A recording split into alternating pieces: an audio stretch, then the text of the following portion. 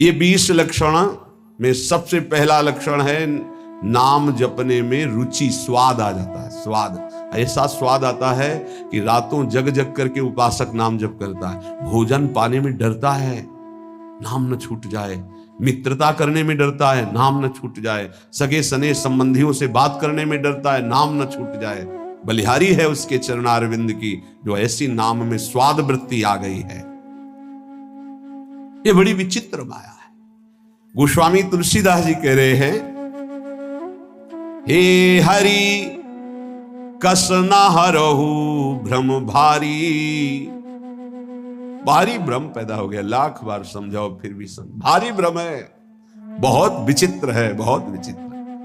जो जानता नहीं है उससे गलती हो जाए तो बात चलो गलती हो गई, लेकिन अपने लोग तो जानते हैं ना, सत्संग सुनते हैं, सत्संग कहते हैं, फिर गलती के तो चांस नहीं होने चाहिए। लेकिन सत्संग सुनो और सत्संग करो। नाम जब नहीं करोगे ना तो वही करोगे जिसको कहते हो नहीं करना चाहिए। कागज में लिख लो चाहे दिमाग में लिख लो, ये हम छाती की बात कहते हैं, पढ़ी लिखी बात नहीं। भजन नहीं है तो बोलते रहो त्याग वैराग्य की बातें, सुनाते रहो, तालियां पिटती रहेंगी, लेकिन माया तुम्हें पीटती रहेगी। भजन है कुछ बोलना आता हो ना आता हो, सीधे भगवान से तुम्हारा संबंध हो, जो है वही प्रकाशित हो जाएगा। एक अद्भुत आनंद।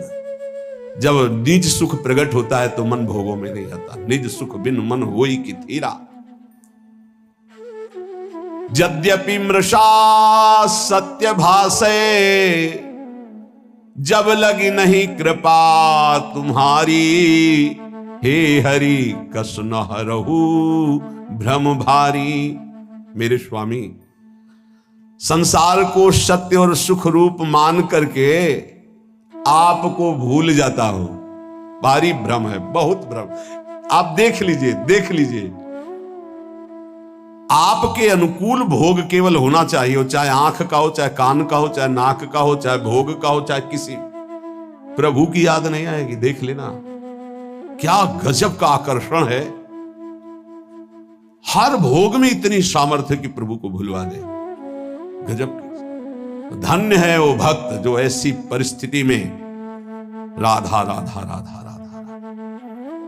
कई बार हमने कहा है कि आप किसी भी भोग का वास्तविक सुख देखना चाहते हैं तो ठीक जब आप भोग रहे, चाहे रसेंद्री का हो, जनेंद्री का हो, नेत्रेंद्री का हो, घ्राणेंद्री का हो, उस समय आप नाम में चित्त लगा दीजिए, राधा राधा।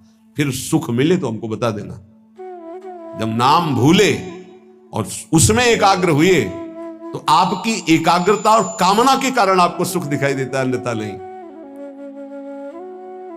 प्रभु यद्यपि मृषा, बहुत झूठा सुख है, पर सत्य भाषा है, सत्य लग रहा है।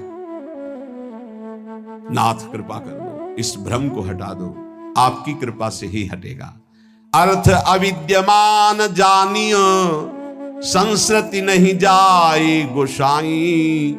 बिन बांधे निज हठ सठ परवश, पर्यो कीर की नाई। प्रभु, यद्यपि यहां जितना कुछ सब मिथ्या है, सत्य है, यहां सब झूठा है। जो पहले था वो अब नहीं, जो अब है वो आगे नहीं रहेगा, खत्म होता जा रहा है। वो शरीर गए जिनको मां पिता कहते थे, गए वो, उनके मां पिता गए। ये जाने को तैयार हैं, जो जन्मे हैं वो बढ़ के जाने को तैयार है। होश में यहां कोई टिक नहीं रहा है, सब जा रहे हैं, क्रम से जा रहे हैं, समय से जा रहे हैं अपने अपने। लेकिन यहां जो लेने आए हो, कमाने आए हो, जिसे देव दुर्लभ कहा गया है, उससे क्यों उदासीन हो, उसको क्यों नहीं पकड़ रहे। पर हरि, यद्यपि यहां सब झूठा है, पर आपकी माया का इतना आकर्षण है कि सत्य भास रहा है। देखो, बैंक में 1 लाख रुपया जमा है, उसका 5 रुपया भी खर्चा नहीं करना। अगर 5 रुपया मिल जाते तो 1,05,000 रुपया हो गए, 10 और हो गए 1,15,000। वो जोड़ते अब 2 लाख हो गए, अब 3 लाख हो गए। मरते समय उन्हें 3 लाख का चिंतन हुआ, सांप बन करके उसी घर में बैठे। कितना नाम जप किया, ये खास बात है।